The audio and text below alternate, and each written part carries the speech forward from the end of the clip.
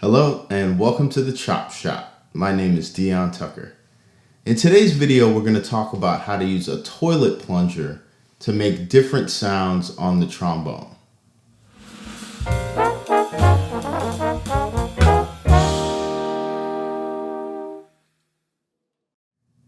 Using a toilet plunger as a mute is a technique that has a rich history in jazz trombone playing. There are a few individuals I'd like to acknowledge that popularized the style. But before I do that, if you haven't done so yet, click that subscribe button and hit the notification bell so you can get a heads up on whenever I put out a new video. The pioneer for using the plunger mute on trombone is Joe Nanton. Tricky Sam is what they call him. He was a member of the Duke Ellington Orchestra from the late 1920s till the early to mid 40s. He was well known for his ability to make the trombone sound like a human voice. It almost sounds like somebody's talking when you hear him play. The next major voice on the plunger was Al Gray.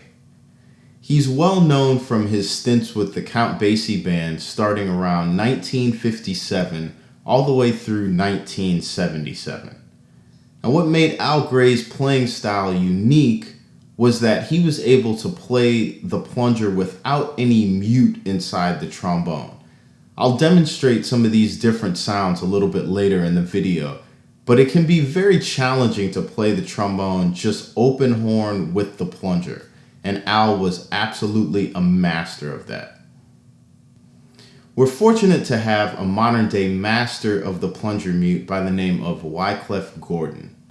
He became popular in Wynton Marsalis's different groups, and if you've ever seen Wyclef play, you know what a master of the trombone and the plunger mute he is. He really has an amazing way of making the vocal quality of the horn speak. There's a lot of other great plunger players that I didn't mention, but if you're just familiarizing yourself with the style, those three people are a great place to start. So let's talk about the plunger a little bit. This is a regular old toilet plunger that you could get from any hardware store. There are different sizes, but this one happens to fit the bell of my horn pretty well. Now there's different schools of thought on this, but I do have a hole cut in my plunger. When you get them, there's not this hole in there, right? So you're gonna wanna cut that out with a knife or something. Now what that does is it allows the air to flow through. So if you close the plunger on the horn all the way, the air can still pass through and create a sound. The next thing I would say is just start getting a feel for what the plunger feels like. Whether you want to hold it with one finger on the outside or two fingers, just start to get a feel for where it's most comfortable for your hand position to be. I think I go in between 2 and 1 pretty regularly. So now that our hand position is starting to get comfortable with the plunger, let's explore what it feels like to add holding the trombone and the plunger at the same time. Now I'll point out that we're going to be holding the horn usually with our right hand, so the bell of the horn can sit on the palm of our hands with the left hand. And this is going to be the hand controlling all of the movement of the plunger. Now what you'll notice as I close and open is that I'm still keeping contact with the bell and my palm the entire time. So that gives us stability while we're playing. Now the next thing we want to look at is our hand position of where the horn is going to sit while we're playing. Our hands can be either underneath, like so, for the open and close, or they can be more off to the side, like this. It really doesn't matter. It's a matter of personal preference, but make sure you explore between here and here, which position is the most comfortable for you to be able to open and close.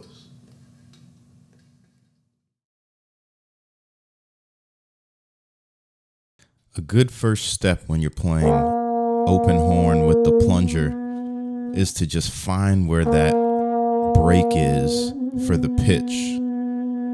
And notice as I close all the way, it goes up a half step. I started with open to close because it helps me identify where that break is. Now as I go the other way, close open, it's a little bit easier to find exactly where the center of the pitch is.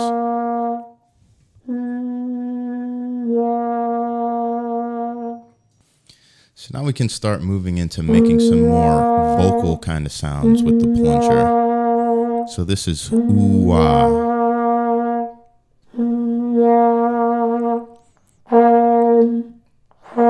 With this, I'm just thinking, ow, ow. If you really start thinking about the vocal aspect of what these sounds are, it's a lot easier to create them.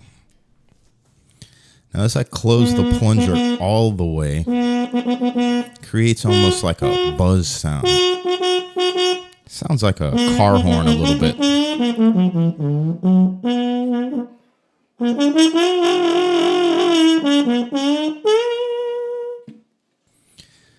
Now we go on to how we can embellish the sound even more by what's called growling. There's a few ways to achieve that sound, and right here I'm humming while I play. A lot of the embellishment will be created from the throat and the chest area. Now another way to achieve the growl sound is by what's called flutter tonguing. So you're taking your tongue and you're just going arrr, arrr. It creates a dirty, kind of gritty sound. You may be familiar with this if you've listened to Duke Ellington's music.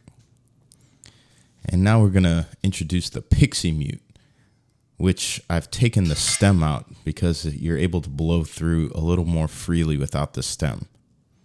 But it does make the horn very sharp, so you have to pull your tuning slide all the way out. That's the sound of the Pixie. Now, as we add the plunger with the Pixie Mute, we start to get a much more vocal quality out of the horn. This was the sound that Tricky Sam Nanton popularized. As we go from open to closed, we really get that ow sound. So with the Pixie Mute, you can really start to think about the different sounds of the voice. And closed to open sounds a lot like ya.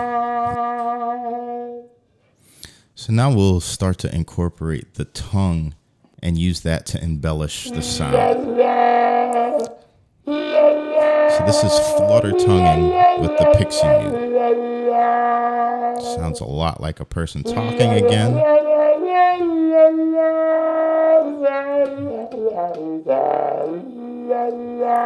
But it just adds a little bit more grit and grease to the sound.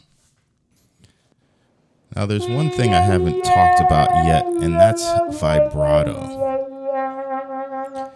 I use lip and slide vibrato when using the plunger.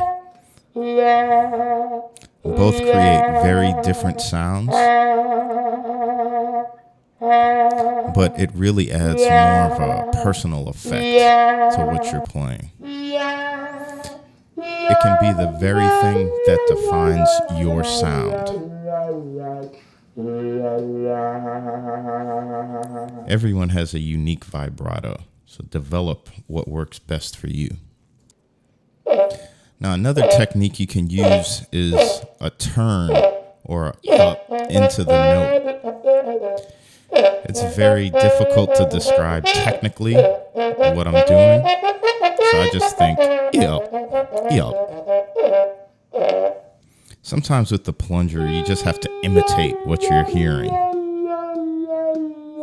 So here I took one phrase, played it kind of sweet the first time, I hummed the second time, and used the flutter tongue on the last time. So now it's time to put all that together. Just a little improvisation.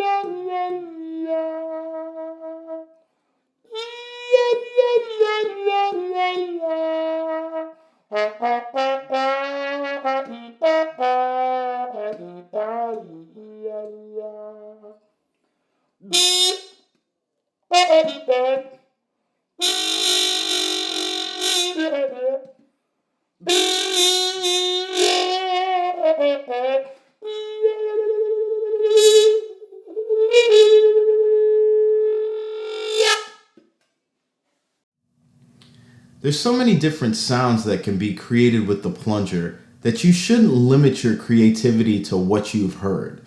Push the boundaries and try and get the sounds out that you're hearing in your head.